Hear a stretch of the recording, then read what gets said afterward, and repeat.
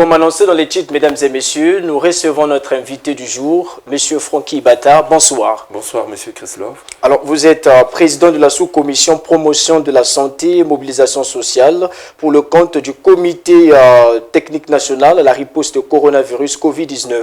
Monsieur, vous êtes dans le département de Pointe-Nord pour un séjour de travail et ce jour même, le secrétaire général du département, Jean-Claude Toumbakoundou, vient de donner quitus au déploiement des crieurs. Quelle importance portez-vous donc sur le déploiement de ces derniers? Bon, quelle importance nous portons au déploiement des crieurs? Tout simplement, les crieurs que nous avons déployés dans les quartiers viendront un peu pour boucler la boucle sur tout ce que nous avons eu à faire en matière d'échange avec les leaders, tous ces acteurs du niveau communautaire, parce que nous avons eu à échanger avec les délégués des administrations, les chefs de quartier, les leaders religieux, et nous savons que ces crieurs qui vont passer pour transmettre d'abord le message sur le bien fondé de la vaccination, et aussi demander aux personnes vraiment d'adhérer à la campagne qui est lancée. Ça permettra aussi à tous ces acteurs qui habitent ces quartiers de pouvoir rassurer la population en disant que les informations qui nous ont été données, voici les crieurs viennent confirmer parce que tout simplement, il faut s'immuniser et l'objectif, c'est d'atteindre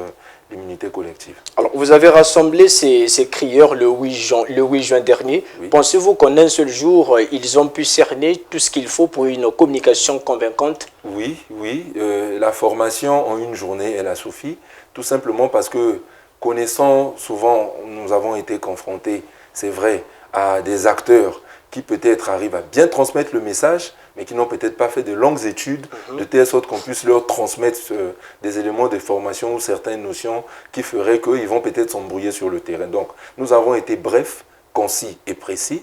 Nous avons mis à leur disposition les messages clés. Qui disent message clé, c'est de respecter simplement le contenu de celui-ci, de sorte à ne pas le dénaturer. Nous avons mis à leur disposition des supports qui les serviraient de boussole toutes les fois qu'ils seraient déployés sur le terrain, de telle sorte qu'ils puissent avoir le repère. Et tous ces intrants qui ont été mis à leur disposition à l'occasion de la formation suffiraient. On n'avait pas besoin d'étaler ça sur plus d'un jour afin qu'ils puissent avoir les notions élémentaires de leur sensibilisation. Alors, comment sont-ils répartis ces crieurs donc? Bon, comment ils sont repartis? Déjà, nous nous sommes organisés de telle sorte que chaque crieur soit doté. Et c'est sur la base de la dotation que nous avons revu nos effectifs. Donc, quand on parle de dotation, chaque crieur sera reconnu dans le quartier, dans la ruelle, dans la zone, dans le bloc, tout simplement parce qu'ils seront vêtus des chasubles, estampillés des mentions Covid-19 crieurs. Et à côté, nous avons mis à leur disposition aussi des mégaphones qui vont les permettre de relayer le message. Mais avant que les crieurs se déploient, parce que c'est vrai que nous avons lancé ce matin, mais c'est à partir de ce soir que les populations sentiront que leurs quartiers sont animés par un message les invitant à se faire vacciner. Et ils ont aussi un travail à faire pendant qu'ils vont crier ce soir, c'est de pavoiser les quartiers où ils vont travailler, des supports qui appellent la population à se faire vacciner, les cibles prioritaires. Parce que c'est vrai que lorsque nous avons commencé, on avait des cibles prioritaires qui étaient retenues. On ne met plus trop l'accent, mais c'est toujours d'actualité que tous les acteurs qui sont retenus au niveau des cibles prioritaires doivent se faire vacciner au niveau des sites de vaccination. Alors, ils vont se déployer du 12 au 16. Ne pensez-vous pas que la durée est trop courte? Oui, la durée, nous allons essayer, nous allons apprécier, parce qu'on ne peut pas toujours, lorsqu'on veut faire une activité, passer déjà à la phase pérenne. On lance d'abord cette première phase. Elle nous permettra d'abord, avec les comités de veille qu'on mettra dans les quartiers, d'apprécier est-ce qu'ils sont passés, d'apprécier est-ce que le contenu du message est celui-ci. Et lorsqu'on aura évalué, nous verrons maintenant dans la suite comment on pourra s'étaler sur une longue durée, de telle sorte que ces crieurs pourront peut-être sensibiliser, pourquoi pas, jusqu'à l'année prochaine, la période retenue pour que nous puissions atteindre nos 60%, à savoir le premier semestre de l'année 2022. Ces crieurs vont se déployer effectivement pour susciter de l'affluence en ce qui concerne la vaccination. Mais il nous a été donné de constater que l'insuffisance des doses du vaccin Sputnik 5 a cassé, comme qui dirait, l'engouement des candidats. Comment comptez-vous diligenter effectivement cette affaire? Bon, je pense que plus d'un chacun a eu à suivre ce qui a fait que nous soyons en rupture du Sputnik. Déjà, nous sommes face à un vaccin qui s'administre en 2 doses. Notre pays ne produit pas les vaccins. Donc la majorité, les 2 vaccins que nous administrons sur l'étendue du territoire national, ce sont des vaccins qui sont acquis auprès des pays étrangers, pour lesquels le Congo, dans sa diplomatie, a des partenariats bien fondés. Et pour le Sputnik, le gouvernement a acquis sur fonds propres 1 million de doses.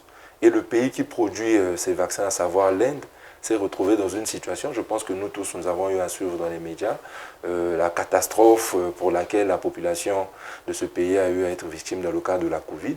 Donc, produisant ces vaccins et s'étant rendu compte que la population était vraiment exposée, ils ont mais Sputnik était un vaccin russe, mais produit par les Indiens. Voilà. Ils ont obtenu la licence de la Russie parce que vous êtes sans ignorer que l'Inde est l'un des grands pays qui produit les vaccins au monde. Donc, ayant obtenu la licence du pays du nom du vaccin, donc c'est eux qui produisent. Donc avec la pandémie, la catastrophe qu'il y a eu dans leur pays, ils n'étaient plus en mesure de respecter les engagements auprès des pays qui ont passé la commande. Donc ils ont lancé une campagne de vaccination nationale tout en rassurant les pays qu'ils verraient comment rattraper. Et le rattrapage a été fait parce que déjà à partir du 4 juin 2021, le ministre de la Santé, président du comité technique, M. Gilbert Mokoki, a eu à recevoir des doses de vaccins au niveau de Brazzaville. Et le 6 juin, nous avons reçu les vaccins de Pointe-Noire qui sont disponibles dans les sites. Et déjà aussi, il faut signifier que pour le département de Pointe-Noire, il y a 2 sites qui ont été retenus pour administrer ces vaccins. C'est tout simplement pour éviter de repartir dans tous les sites qui ne pourraient pas avoir la maîtrise d'administration.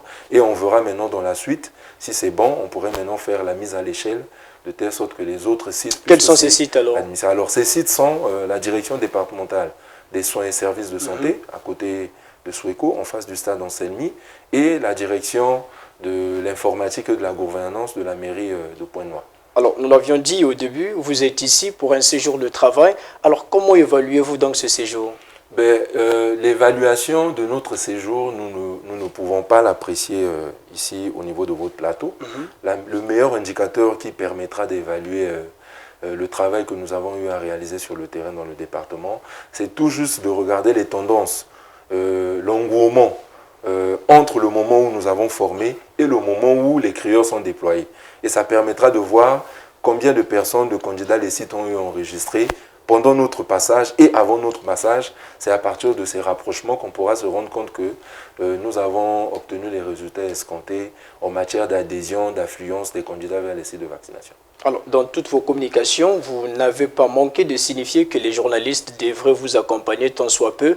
Est-ce que vous aurez encore une petite instruction à leur égard sur ce plateau? Oui.